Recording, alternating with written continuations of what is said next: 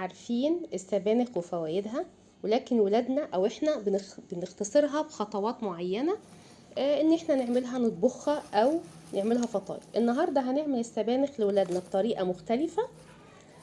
هياخدوا سواء السبانخ وبالفوائد بتاعتها من غير ما يشعروا انها سبانخ. انا جبت الورق بتاع السبانخ، سبت العيدان اللي فوق الورق، حطيته في الخلاط لو انت مش عندك كب، وحطيت عليهم كوبايه ونص ميه. انت لو عندك كبه زي انا كده، انا حطيتهم في الكب، بس وريتك ازاي تتعمل في الخلاط الاول. هنضرب السبانخ بالميه فقط، بس زي ما قلنا الاوراق بس. احنا هنعمل حاجتين او وجبتين. دلوقتي هيبقى بارت 1، بعد كده هيبقى بارت 2.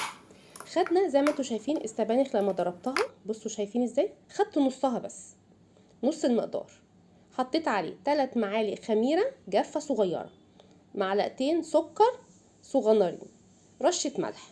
هقلب كل المكونات دي كلها مع بعض بايدي كده. بعد كده هحط دقيق كوبايه في كوبايه لغايه ما تلم معايا عجينه لينه، تبقى لازقه في ايدك بسيط كده. تحطي في ايدك دقيق او زيت، تبتدي تلم. سبتها لما اختمرت، بص اللون الاخضر بتاعها، شكل العجينه جميله قوي قوي وخفيفه وهشه جدا. بدهن الرخامه بتاعتي زيت، وابتدي احرك العجينه او ادخل فيها الهواء ونشطها.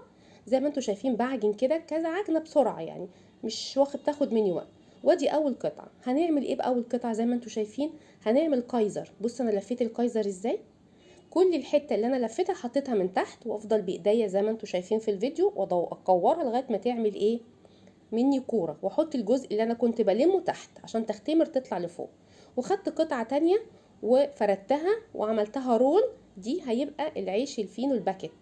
هعمل حجم كبير وهعمل حجم صغير، كل ده بالعجينه. انا خدت مني 2.25 كوب دقيق زي ما انتوا شايفين كده، حسب ما الدقيق اللي يكون عندك. ممكن تاخدي 2 كوب، ممكن تاخدي اقل. بصوا هشه ازاي العجينه، هشه جدا وهوا في ايديا. انا زي ما وريتكم كده انا عملت الساندوتش الفينو الصغير فيه. صدقوني الكوبايتين دقيق اللي عملتهم او 2.5 كوب بالظبط عملوا 14 رغيف، هتشوفوهم في الصوره. بصوا انا عملت باكيت صغير كده، ساندوتش فينو صغير.